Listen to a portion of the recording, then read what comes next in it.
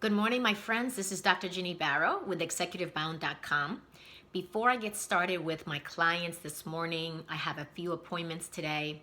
I'm also planning to do some meditation at 11:30 with one of my networking groups. Before I get going, I want to stop in, and it's Friday. So I want to share with you one of the little practices and rituals that I follow every week. As a matter of fact, I do this every day, but this is the wrap up of that practice. On Fridays, I stop and I celebrate what went well during the week and what didn't work so well. Celebrating the shit shows as well as the triumphs and successes of the week is one way that I use to keep myself in a good, positive, emotional state. And that emotional state helps me stay focused on the task that I have at hand for today, helps me stay present with my clients when I'm coaching them, and it enables me to learn from the wins and from the losses. So in other words, it helps me develop a growth mindset, which is one of the things that I teach when I speak to my large audiences or when I'm coaching my clients. We're always working on developing a growth mindset.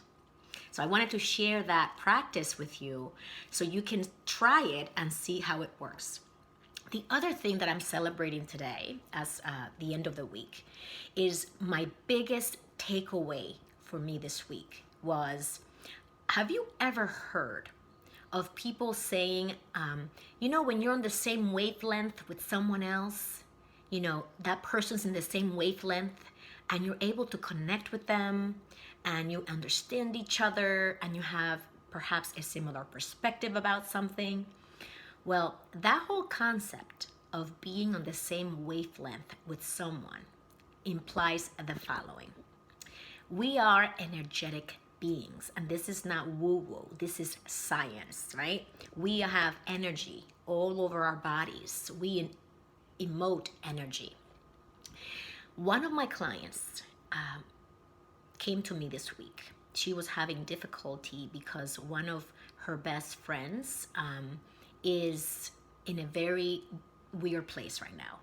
And as a result, some stuff has gone down that hasn't been very pleasant.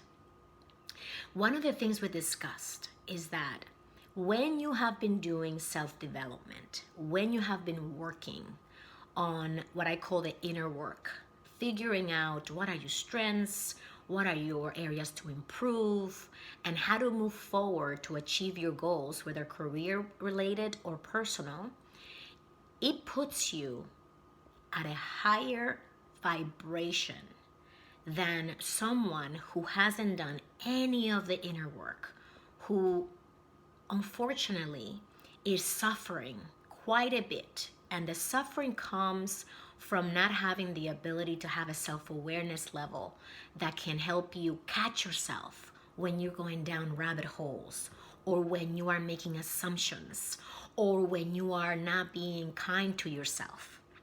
When you let that inner critic take over, those are all instances that cause us pain and suffering. That's what I mean by suffering.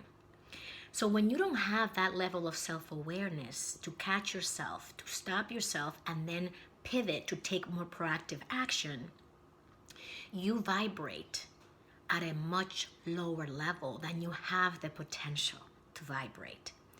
So when you're in that low vibration, you most likely experience highly negative emotions. So there's something called the emotional guidance scale.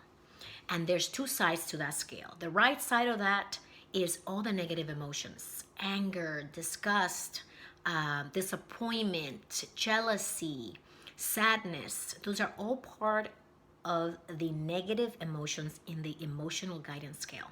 On the left side of the scale, you have the positive emotions, from contentment all the way up to joy and everything in between.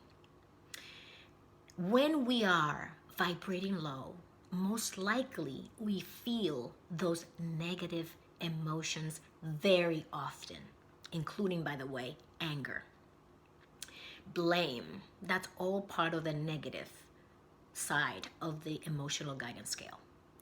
When you are feeling more of the positive emotions, you are on the left side of the emotional guidance scale. And my job with my clients is always to, one, help them notice where they are, and number two, help them shift from the negative part to the positive side of that scale.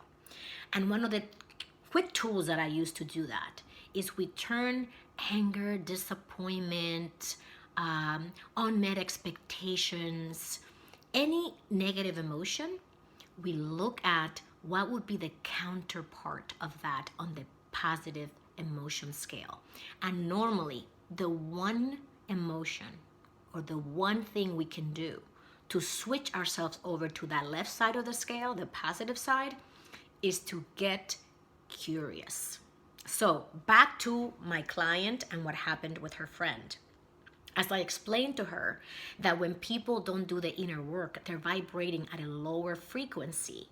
And here we are doing all this inner work, vibrating at a higher frequency.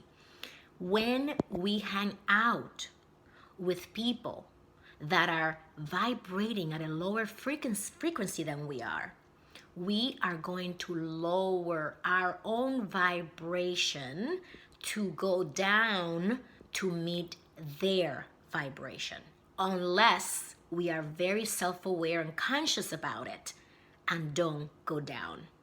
So in other words, we are the average of the 5 people that we hang out with the most, because all 5 of us are vibrating at a frequency.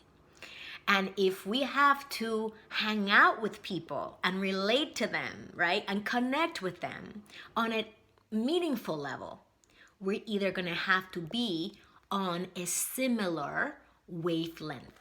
So if mine is low and I'm hanging out with someone who's vibrating high, most likely I'm going to move up and start vibrating at a higher level, which means being more constructive in my actions, not spending time gossiping or disappointed, back to the negative guidance scale, emotional guidance scale. I'm going to be much more on the positive emotion side of the scale. That's how we know whether or not we're vibrating higher or lower. People who are vibrating higher are creating ideas, they're being constructive, they're taking proactive action towards their future. People who are vibrating at a lower level are not doing that. Okay, they're stuck in the pain and the suffering, and you may be one of them. So I'm bringing this up to your attention because who we hang out with is very, very meaningful in our lives.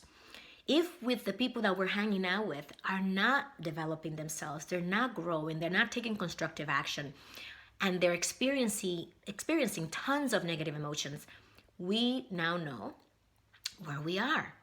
And most likely when you hang out with individuals and people and friends who are in this state, what normally happens to you after you leave?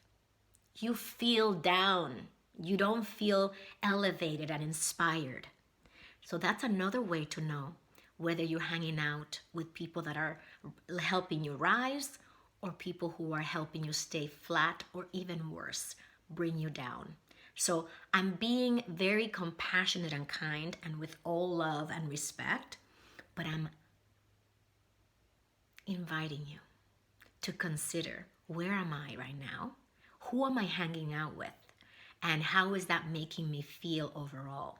Perhaps it's time to take stock and assess if you want to continue down this path, or if it's time to take a pause and consider what to do, first for yourself, and secondly, for your friends, right? So that you get to hang out with the people that are really going to make you rise or help you rise, not drag you down. I know this is a tough message and I covered a lot of different things, but I hope this serves you. And I know that many of you have been sending me private messages, especially on LinkedIn. So feel free to comment privately, is fine. And I'll be more than happy to answer your questions or highlight or go into anything that you are interested in. And you can always find me at a callwithginny.com. Actually, that's callwithginny.com if you want to connect and dive into this a little deeper. I'll see you soon.